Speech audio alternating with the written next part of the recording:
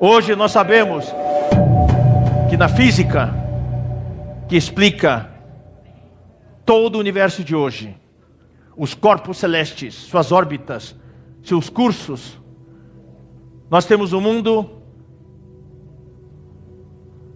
da astronomia, os corpos celestes, o macrocosmos, mas também temos o microcosmos, o átomo, os elétrons, os nêutrons, os prótons. Lá dentro da matéria existe tem um vídeo, né, que mostra uma flor, daí começa a expandir, vai lá para o espaço, daí mostra as distâncias, depois volta de novo para a Terra e vai para a grama, e daí entra, daí mostra os microns, centímetros, milímetros, microns, e nanômetro, tamanho tão pequenininho. É o microcosmos e macrocosmos. Hoje existem teorias na física. Duas grandes teorias hoje existem. A primeira é a teoria da relatividade geral de Einstein, que ele criou 100 anos atrás, que hoje ainda continua válido. Toda a lei que rege o movimento dos corpos celestes é explicado pela teoria da relatividade geral de Einstein. Também a dobra que tem no universo, tá? A questão do tempo, a questão do observador, da relatividade do tempo, a existência dos buracos negros, dos buracos de minhoca.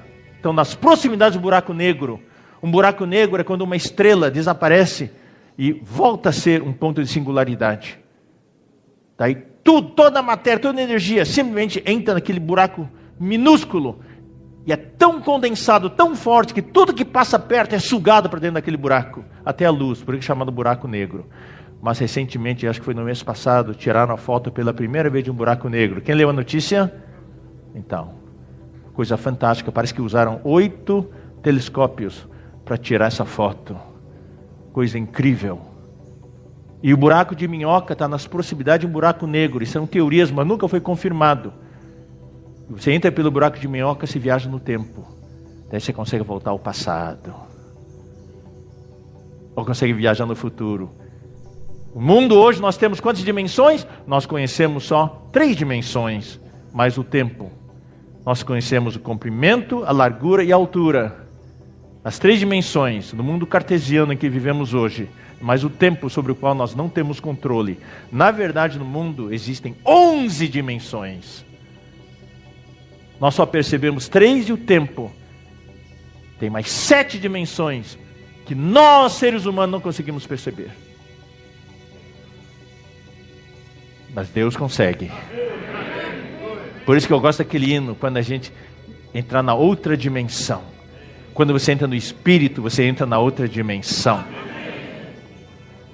Então, a teoria da relatividade geral de Einstein explica tudo do mundo macroscópico, mas não consegue explicar muitas coisas do mundo microscópico, do microcosmo, do átomo e assim por diante. Por isso que hoje existe a física quântica.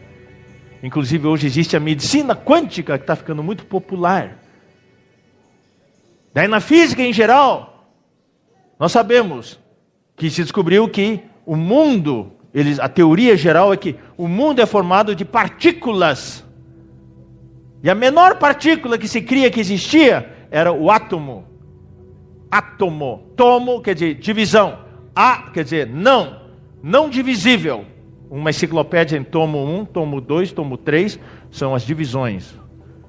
Então se cria que o átomo era indivisível. Mas logo depois que foi descoberto o átomo, se descobriu que o átomo é divisível, sim. Dentro do átomo havia os elétrons. E havia os nêutrons e prótons. E a bomba atômica é pela divisão de um átomo, pela fissão nuclear. Isso foi uma grande descoberta. Mas daí descobriu que dentro dos prótons e nêutrons havia ainda subpartículas, chamados quarks em português. Em inglês é quarks. Dentro dos nêutrons e prótons, que formam o núcleo de um átomo, existem a subpartícula chamada quark. E aí termina a física tradicional. Então hoje o grande conflito que os físicos têm é que tem a teoria da relatividade geral de Einstein e a teoria da física quântica. A primeira teoria explica muitas coisas, mas não consegue explicar outras coisas. A segunda teoria explica muitas coisas, também não consegue explicar outras coisas. Como é que vai conciliar duas teorias? É por isso que nos últimos anos surgiu esse termo, a teoria de tudo. Inclusive surgiu um filme que conta a vida do Stephen Hawking, que morreu. Ele tinha ela. Ele estava estudando sobre a teoria de tudo.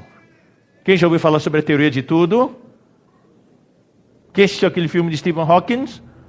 É um filme muito interessante sobre a teoria de tudo, que concilia as duas teorias. Pois bem, hoje existe uma teoria chamada teoria das cordas, que é uma teoria que consegue explicar praticamente tudo. Essa é a teoria das cordas que eu quero falar para vocês à noite, aplicar para nós estarmos sintonizados com o coração de Deus. Então eu vou explicar agora. Se cria até pouco tempo atrás que o mundo era formado só de partículas. Por exemplo, esta flor tem as suas matérias, depois tem suas moléculas, seus átomos, tem suas partículas. E esse copo d'água tem as suas partículas. O que faz a flor e o copo diferente? São as partículas, a matéria é diferente. Mas a teoria de tudo diz não. Na verdade, no fundo, é a mesma coisa. O que é essa mesma coisa? Descobriram que dentro dos quarks, daí vai um nível para dentro ainda. Descobriram que dentro dos quarks, que são partículas, existem cordas de energia. Agora você crê que esse é o último nível. Cordas, filamentos de energia que vibram.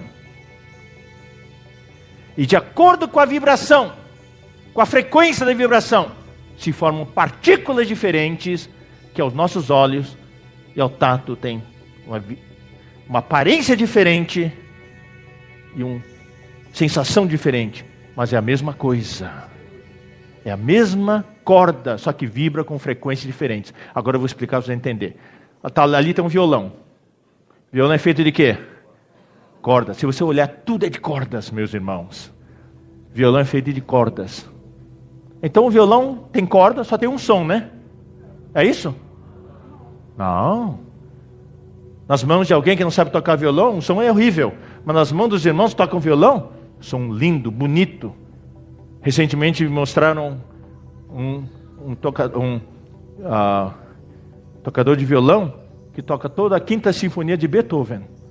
Um violão. De acordo com tal dedo e com o dedilhar, sai um som diferente. Não é verdade? Sai acordes diferentes de acordo com a posição dos dedos e com a intensidade, né, da mão direita. Daí você ouve sons diferentes. O que acontece? Aquelas cordas, é a mesma corda, mas emitem sons diferentes. Daí você fecha o olho, a pessoa toca, e os sons diferentes vêm para o seu ouvido.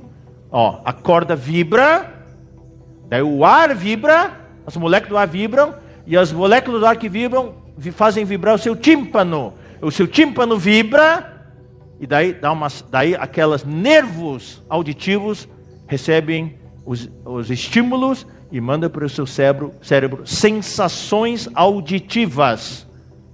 E você percebe sons diferentes, mas todos gerados pela mesma corda. Vocês estão entendendo? Então aqui também é a mesma corda que está vibrando, mas são frequências diferentes, e daí gera partículas diferentes, e essas partículas diferentes